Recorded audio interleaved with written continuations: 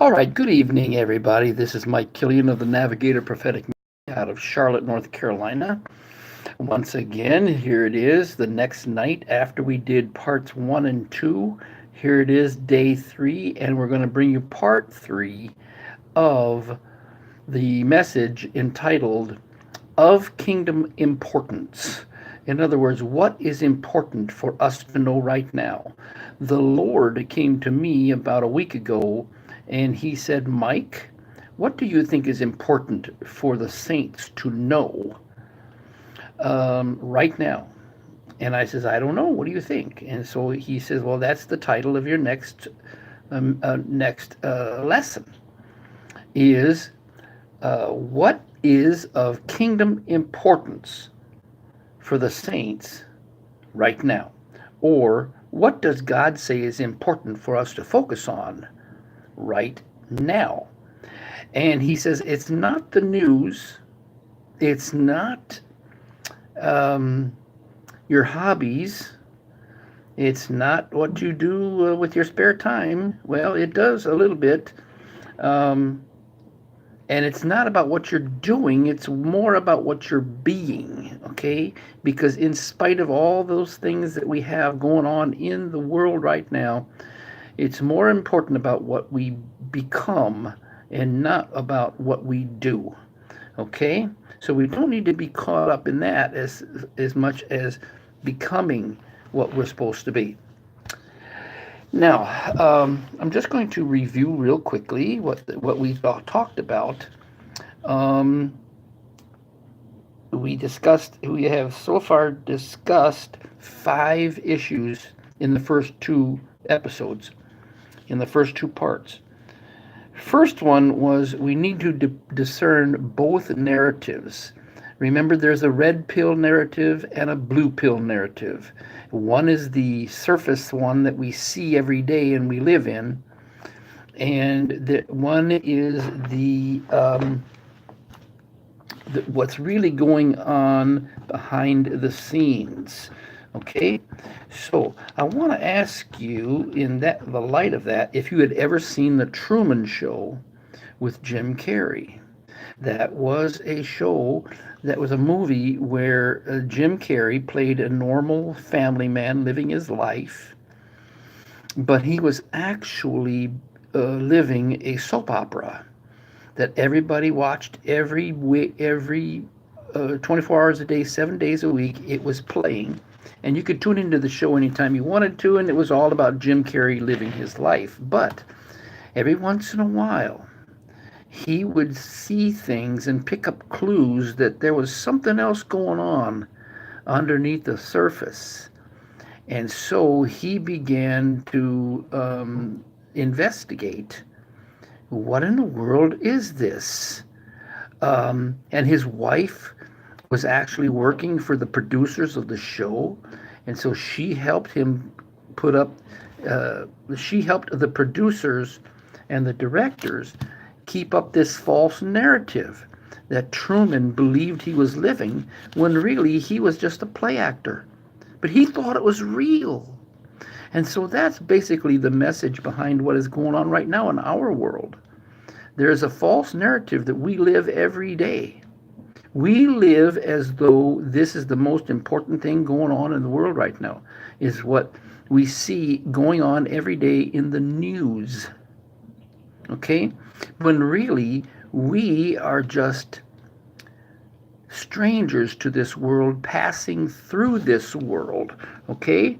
So this is a temporary situation that we're living in, and the temporary world that we are living in right now really is a lie. Okay? Let me give you an example. We have been led to believe that we will all die. When really, what does the Bible say? That when you become born again, spirit filled, and you become obedient to God's purpose and you live God's purpose in your life, you pass from death unto life. But what we see as reality, what we see as science, tells us that we're dying. And every time we drive past a cemetery, we are reminded that we are dying, but the Lord doesn't say that. Okay? All right, so that was the first one. We have to discern both narratives in our life. The next one was we needed to find the way to access the secret place. Okay? Then we talked about we needed to know who we were, who we are in Christ. We need to know what we have, in other words, the gifts, callings, talents, and destinies that He's given us, the purpose in life. Then we need to know how to use those gifts, callings, talents, and destinies. And then we need to know the consequences of not using the gifts, callings, talents, and destinies. And we concluded there that the Bible teaches that if you don't use if you don't walk in your destiny, and if you don't use your gifts, callings, talents, and destinies, that's called unfruitfulness, and unfruitfulness is deserving of you having everything taken from you and given to another, and then you being turned over to the place of the gnashing of teeth. Okay, now I'm speaking the truth here. Okay, I'm speaking Bible. Okay, but it seems as though we have been taught something else. We have been taught a red pill theology. We have been taught a false narrative. And so I'm here to clarify some things for you. Okay, then we were taught in principle number 4 to abandon the gap theory. And that gap theory is the difference between what you think of yourself and what God thinks of you, because you are living in a low self-image. Now you can go back to YouTube and look this up. It is of Kingdom Importance Part 1, of Kingdom Importance Part 2, and this is of Kingdom Importance Part 3. And then the last one we talked about was abandoning self-consciousness. Now, abandoning the gap theory and abandoning self-consciousness are basically one and the same. We have a low self-image based on the fact that we've been taught that we are sinners saved by grace. Now, that's a half-truth. See, this false narrative is brought to you by half-truths taught to you in church. One day I've been accumulating this for maybe 10 years right now. I started tabulating things, lies that I learned in church. Okay, that is quite an article. I do have an article about that on my Facebook page, and you can go to my Facebook page. Look under notes, or look under more, and it's got that upside down triangle, and go down to notes. My notes will come up, and you scroll down until you find the article that says lies I learned in church. Okay, that brings us to part 3. So we're just going to continue. That was 5 principles. Now, principle number 6 is we must be comfortable being alone. Okay? Why is that? I thought God wanted us to plug into the local church and, be, personable to everybody and, be friends with everybody we can. Well, that's a good thing. And here's the mystery. God's remnant, God's apprehended remnant that practices obedience and getting alone with God will begin to feel like they have been caught up off the earth, and they're not even a part of the rules and regulations and the pulls of the earth, and they will feel like they are an alien on this planet, even if they're in the midst of a crowd. Okay? Anybody out there ever feel like that? I do every day. Okay? So we must be comfortable alone. Look at the Bible and see how many, I'm going to write this down, Bible examples, okay? I mean, except for his family, I'm sure Noah felt all alone, okay? I'm sure that David felt all alone after he was rejected by Saul. And then men came to him after he was wandering in the desert and formed the 300 mighty men. And then I'm sure Moses felt alone after he was exiled from Egypt. Okay? There are times when you are going to feel alone because you are marching to the beat of a different drummer. I'm going to write that down. That looks good. That sounds good too. Different drummer. Yes. Different drummer. The apprehended remnant, the people of God who are apprehended. You see, many are called, few are chosen, and yet fewer yet become the apprehended overcomers. Okay? They are going to feel like they are marching to the beat of a different drummer because they have had themselves cleansed of the pull of the earth. And there's just nothing on the earth that satisfies them anymore. Okay? So, principle number 6 is be comfortable alone. Now, this means in the midst of a crowd. Okay? Number 7, we must learn the principle of asking. The principle of asking and expecting. You see, when the children of Israel were alone, were in Egypt, and there arose in Egypt a Pharaoh that did not know Joseph. He made things very hard on the Israelites.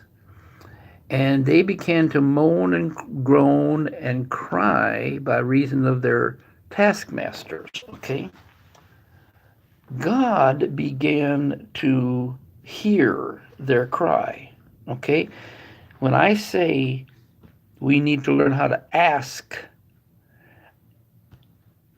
it's like sighing and crying out for deliverance. And so we ask the Lord for things. We ask him for opportunities. We ask him for power. We ask him for answered prayer. We ask prayer for loved ones. We ask prayer for friends who are sick. We're asking. Your asking and your expecting activates heaven. Now, this is becoming very important today, okay? You've heard all these before in your life, but the thing is, now it's beginning, the rubber is beginning to hit the road because hell has been unleashed on this earth. It seems ever since, every time there's been a new president, it looks like depravity has come topside. Okay, so when we see the junk coming upon the world, when we see the evil, when we see the wickedness coming, our only weapon is prayer, worship, study, obedience, and crying out to God. And by doing that, you're asking. Ask. And the Lord said, you have not because you ask not. And if you ask in my faith, in my name, in faith, believing, that's expectation. Okay? Expectation. Expectation equals belief. That activates heaven. So we know from the life of Moses that when they started to cry out, things got tough in Moses' life. And he was eventually separated and went off into the desert to be processed. And 40 years later, he came back to Egypt a different man, and he was filled with authority and commission. He knew who he was. He knew what he had. He knew how to use it, and he went and he used it on Pharaoh, and it meant the deliverance for God's people. So, principle number 7 that we should focus on in this season is to ask and expect. Don't live like an earth dweller. This is not your home. Don't act like this is your home. Okay? You've had feelings of loneliness. You've had feelings of detachment. You've had feelings of rejection. You've had feelings like you are a square peg in a round hole. Get used to that. Get used to that. This is what happens. I mean, if you were to be transported up to the moon, you were set there, that's what you would feel. Like you're not in your world anymore. And so that's the characteristic of being an apprehended one. Okay? Number 8 is a very good one. This is very interesting. Is that we must focus on in this time, and that is to believe in the principle of spoken word creation. Yes, to believe in the principle of spoken word creation. Let me give you an example. When I first built this house 20 years ago, I didn't have any grass. And so I mean, I had nothing but bad soil out there, and it was mixed, bad soil mixed with, okay, we're live again. So it says that we are back, reconnected again. So I had some bad soil out there. It was need to buy topsoil, so I planted grass on bad soil. And I was told by one of my roommates that it would never last. As soon as the summertime came around and the heat of July and August came, it would kill and turn everything brown. But I did not have any money for topsoil and fertilizer and all that stuff. I mean, I did fertilize the bad soil, and I got a lawn, okay? Grass began to grow. But over the course of the next 4 years, every summer during the heat of the summertime, it would start to brown. Okay, it would turn brown out there. So 14 times out of 14 times, I would speak and I would ask for rain. Okay, we were in drought. We had been gone 6 weeks, 8 weeks without rain. Everything was turning brown, and I said, I speak to the rain and I say, come, rain, come and help save my lawn. You think God is not interested in your lawn? He was interested in my lawn. And so within that particular day, I would get rain, and I would get a nice drenching rain, and sometimes it lasted 2 days, and everything turned green again. That happened 14 out of 14 times. Okay? Just recently, I was telling a friend of mine that I had never been to a professional basketball game in downtown Charlotte at the brand new arena, which was supposed to be a very beautiful arena. So I said, I sure would like to go to a basketball game. And I was just talking to my roommate, and I says, I sure would like to go to a basketball game. I think I'm going to go to a basketball game this year. Well, I get an email from the Charlotte Hornets offering free tickets to come to the Charlotte Hornets inter-squad scrimmage. So we get a chance to go down to the brand new arena and watch and we sat in row 4. Row 4 up from the floor. So we couldn't get any better than that. Excellent seats right at half court, and it didn't cost me a thing. Well, guess what? Here it is a week later, and they send me some more. They send me another invitation, and they says, you have an opportunity to secure free tickets to the October 30th game between the Charlotte Hornets and the Miami Heat. I'm thinking, what is this? They're giving tickets away? And so I thought about it, but it was specific seats that they were giving away, and what it was is they were the seats that were way up, way up and in the end zone. But I thought, hey, it's free. Why not go and see? So I signed up for two free tickets that probably would have cost $50. So I got $100 worth of professional basketball tickets for free. I'm going to the Hornets game on October 30th. So all I had to do was think it and speak it to somebody. I wish I could go to a Hornets game. And now I'm going twice in 1 month. Okay, this has happened a lot. Okay? This begins to happen. So you need to begin to listen to the Holy Spirit. Every morning, I would suggest that you get up and you ask the Lord what it is that you should ask for.